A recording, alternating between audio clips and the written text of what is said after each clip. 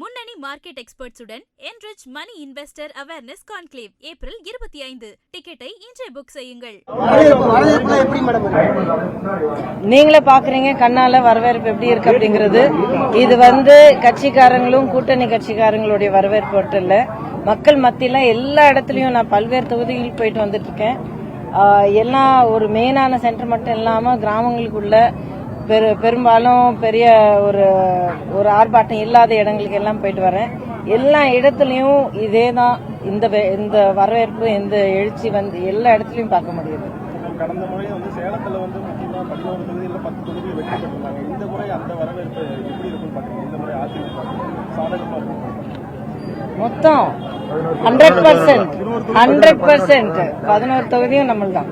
நாடாளுமன்றத்தில் நேற்று மறுசீரமைப்பு தோல்வி அடைஞ்சிருக்கு. அதுக்கு பல காரணங்கள் இருக்குங்க. ஆனா அது இப்போ ஒரு டீட்டெயிலா பேச வேண்டிய சூழ்நிலை இல்லைன்னு எனக்கு தோணுது. எப்பாவது மறுபடியும் நம்ம பேசலாம். விஜய் அரசியல் வருகை முக்கியமா இளைஞர்கள் எழுச்சியா வரவேற்கிறாங்க.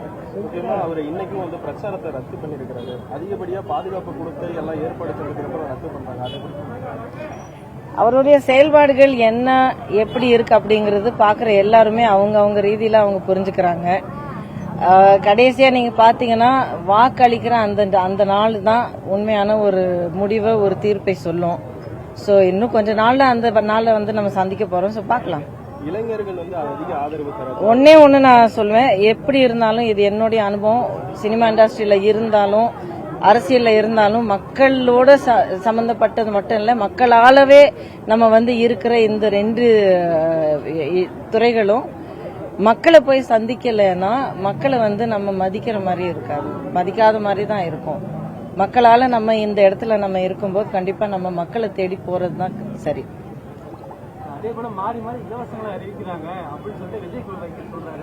10,000 கொடுத்தா அவங்க 8,000 ரூபாய் கொடுக்குறாங்க, அதே மாதிரி 2,000 கொடுத்தா அவங்க 2,000 ரூபாய் கொடுக்குறாங்க. ஒரே தேர்தல் அதிமுகவுடைய திட்டங்களை பொறுத்த வரைக்கும் நீங்க அம்மா காலத்துல இருந்து பாத்தீங்கன்னா எதுவுமே இலவசமாக கருதப்படுறதுக்கு வாய்ப்பே இல்லை. எல்லாமே மக்களுடைய தேவைகளை அவங்கள அந்த கஷ்டமான நிலையில இருந்து அடுத்த கட்டத்துக்கு அவங்க கடந்து போறதுக்கு ஒரு பாலமான திட்டங்கள் அம்மா கொடுத்திருக்காங்க. தவிர எதுவுமே இலவசம் அப்படின்னு சொல்லி இவங்க சொல்ற மாதிரி எடுத்துக்கிறதுக்கு எதுவுமே இல்லை.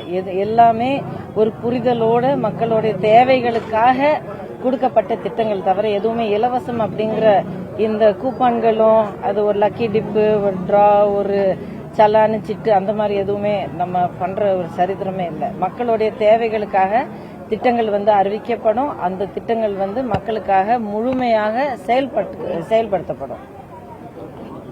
அதுக்கப்புறம் யாரு இது விமர்சிக்கிறாங்க, யாரு செய்யறாங்க, யாரு அறிவிக்கிறாங்க அப்படிங்கறது கூட நீங்க பார்க்க வேண்டியிருக்கு.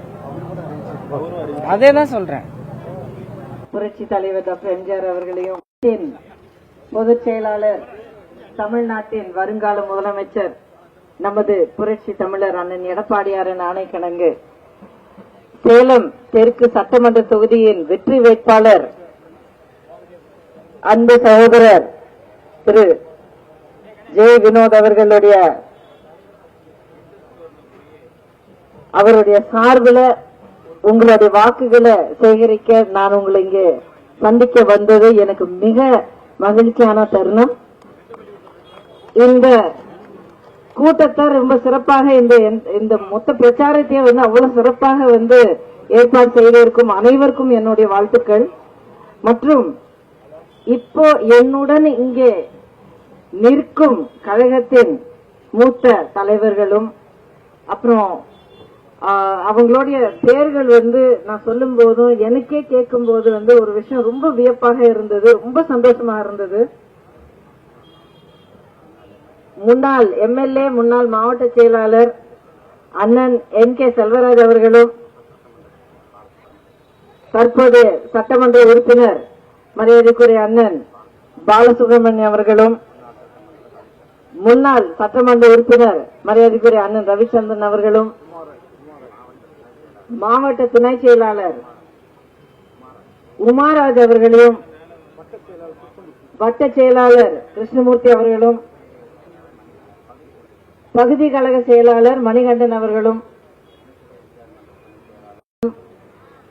மற்ற நிர்வாகிகளும், தோழமை கட்சியின் நிர்வாகிகளும், பொறுப்பாளர்களும், அத்தனை தொண்டர்களும், இங்கே வந்திருக்கும் தாய்மார்களும், பெரியவர்களும், நண்பர்களும், நமது மீடியா நண்பர்களும், என்னுடைய புதிய நீதி கட்சியின் மனோகரன் அவர்களுக்கும், எனது அம்பேத்கர் மக்கள் இயக்கத்தின் தலைவர் எனது காலை வணக்கங்களை தெரிவித்துக் கொள்கிறேன். இப்போ உங்களுடைய சட்டமன்ற வேட்பாளர் அருமை சகோதரர் வினோத் அவர்கள், ஆனா அவர் பக்கத்துல நீங்க பாத்தீங்கன்னா ஜாம்பவான்கள் 3 பேர் இதே இடத்துல பணியாற்றி மக்கள் சேவை செஞ்சிருக்கிற 3 பேர் ஜாம்பவான்கள் கூட நின்னு அவருக்கு அவ்வளவு தோளோட தோல் நின்னு சப்போர்ட் கொடுத்து கூட வேலை செஞ்சு வெற்றிக்காக அவ்வளவு முயற்சி எடுக்கிறது அப்படிங்கிறது உண்மையிலே அனைத்து இந்திய அண்ணா திராவிட முன்னேற்ற கழகத்துல மட்டும்தான் இப்படிப்பட்ட ஒரு ஒற்றுமையை பார்க்க முடியும். நான் இந்த மாபெரும் இயக்கத்துல என்னை இணைத்து கொண்ட பிறகு ஒரு சின்ன இடம் எனக்கு கிடைச்சது அப்படிங்கிறதுக்கு நான் இன்னும் பெருமைப்படுறேன். அண்ணா, உங்களுடைய எடுத்துக்காட்டுக்கு, உங்க எல்லாருடைய எடுத்துக்காட்டுக்கு என்னுடைய மனமார்ந்த நன்றியை தெரிவிச்சுக்கிறேன். இப்போ விஷயத்துக்கு வரணும்னா இன்னும் எத்தனை நாள் இருக்கு? இன்னும் 4 நாள் இருக்கு, 5 நாள் இருக்கு. இன்னும் 5 நாள்ல தேர்தலை சந்திக்க போறீங்க, வாக்களிக்க போறீங்க. அடுத்த 5 வருஷத்துக்கான ஆட்சியை தேர்ந்தெடுக்க போறீங்க. அடுத்த 5 வருஷத்துக்கு தமிழ்நாட்டையும் உங்களுடைய குடும்பங்களையும் உங்களுடைய எதிர்காலத்தையும் யார் தீர்மானிக்க போறாங்க, யார் வழி நடத்த போறாங்க அப்படிங்கிற அந்த தலைவரை நீங்க தேர்ந்தெடுக்க போறீங்க, முதலமைச்சரை தேர்ந்தெடுக்க போறீங்க. இந்த நேரத்துல கடந்த 5 வருஷம் ஸ்டாலின் அவர்கள் அவருடைய ஆட்சி காலத்துல உங்களுக்கு கொடுத்த ஆட்சியும் அவருடைய சாதனைகளை நல்லா ஞாபகப்படுத்திக்கங்க, பட்டியல் போட்டுக்குங்க. மாபெரும் சாதனைகள் அவர் படைச்சிருக்காரு. பெண்களுக்கு பாதுகாப்பு இல்ல, பச்சிளம் குழந்தைங்களுக்கு பாலியல் தொந்தரவு இருக்கு, விலைவாசி விண்ணை முட்டும் அளவிற்கு உயர்த்தி விட்டிருக்காரு, வரிகள் 300% வரைக்கும் உயர்த்தி விட்டிருக்காரு.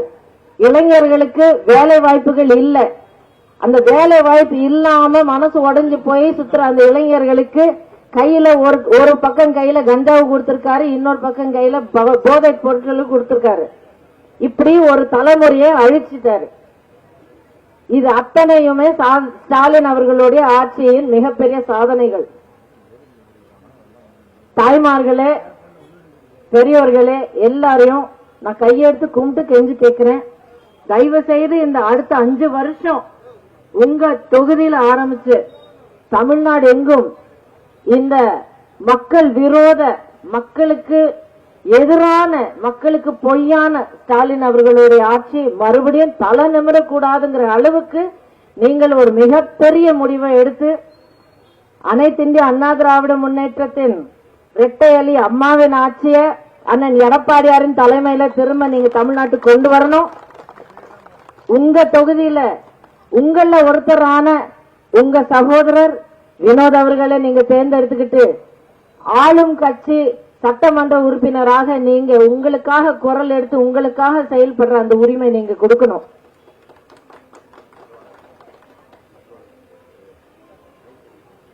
கைத்தறி நெசவாளர்களுடைய நிலைமை ஸ்டாலின் அவர்களுடைய ஆட்சியில ரொம்ப மோசமான நிலைக்கு அவரு தாழ்த்தி விட்டிருக்காரு. பல இடங்கள்ல நான் பிரச்சாரத்துக்கு போன இடங்கள்ல இது என்னால கண்ணால பார்க்க முடிஞ்சது. அவர்களுக்கு வர வேண்டிய மின்சாரம் முதற்கொண்டு, அவங்களுக்கு வர வேண்டிய நூல் முதற்கொண்டு, அந்த நூலுடைய தரம், அந்த நூலுடைய விலை, அதுக்கப்புறம் அவங்க தயாரிக்கும் பொருட்களுடைய விற்பனைக்கு இருக்கிற பிரச்சனைகள், அவங்க தயாரிச்ச நெசவாளர்கள், தமிழ்நாட்டுக்கு சேர்ந்த நெசவாளர்கள் தயாரிச்ச அந்த துணிமணிகளை விட்டுட்டு ஸ்டாலின் அவர்களுடைய ஆட்சி வேற ஒரு மாநிலத்துக்கு போயிட்டு அங்கிருந்து கொள்முதல் பண்ணி கொண்டு தமிழ்நாட்டில் அவங்க விற்பனை செய்யறது, இது எல்லாமே நிறைய நான் பார்த்திருக்கேன், தெரிஞ்சுக்கிட்டேன். ரொம்ப அதிர்ச்சி கொடுக்கக்கூடிய விஷயம். நெசவாளர்கள் அனைவருக்கும் இந்த விஷயத்தை நான் திரும்ப நினைவுபடுத்துறேன். தயவு செய்து இந்த கடைசி நிமிஷத்துல ஸ்டாலின் அவர்களுடைய சார்புல திமுக இல்ல அவங்களுடைய கூட்டணி கட்சிங்க சார்புல யாரு வந்து என்ன விதமான வாக்குறுதிகள் கொடுத்தாலும் அதை நீங்க நம்ப வேண்டிய அவசியமே இல்லை. ஏனென்றால் கடந்த 5 வருஷமா ஸ்டாலின் அவர்கள் கொடுத்த 525 வாக்குறுதிகள் எல்லாமே பொய்ங்கிறது அவங்களுடைய செயல்களாலவே அவங்க நிரூபிச்சுட்டாங்க. அதனால அவங்களுடைய பேச்சை கேட்க வேண்டிய அவசியம் இல்ல, நம்ப வேண்டிய அவசியம் இல்ல. வாக்கு அளிக்கிறது அப்படிங்கிறது மக்களுக்கு விரோதமான ஒரு செயலாக இருக்கும். அதனால உங்களையும் உங்க குடும்பங்களையும் பாதுகாக்கக்கூடிய, உங்களுக்காக செயல்படுற, உங்களுக்காக நேர்மையா உழைக்கக்கூடிய ஒரே ஒரு ஆட்சி அம்மாவின் ஆட்சி, அண்ணன் எடப்பாடியாரின் ஆட்சி. தயவு செய்து ரெட்டை இலையில உங்களுடைய வாக்களித்து திரும்ப தமிழ்நாட்டை பாதுகாக்க ரெட்டை இலை அம்மாவின் ஆட்சி அண்ணன் எடப்பாடியாரின் தலைமையில திரும்ப நீங்க கொண்டு வரணும். உங்களுடைய சட்டமன்ற உறுப்பினராக உங்களுடைய சகோதரர் வினோத் அவர்களை நீங்க தேர்ந்தெடுத்துக்கணும். இந்த வாய்ப்பு கொடுத்த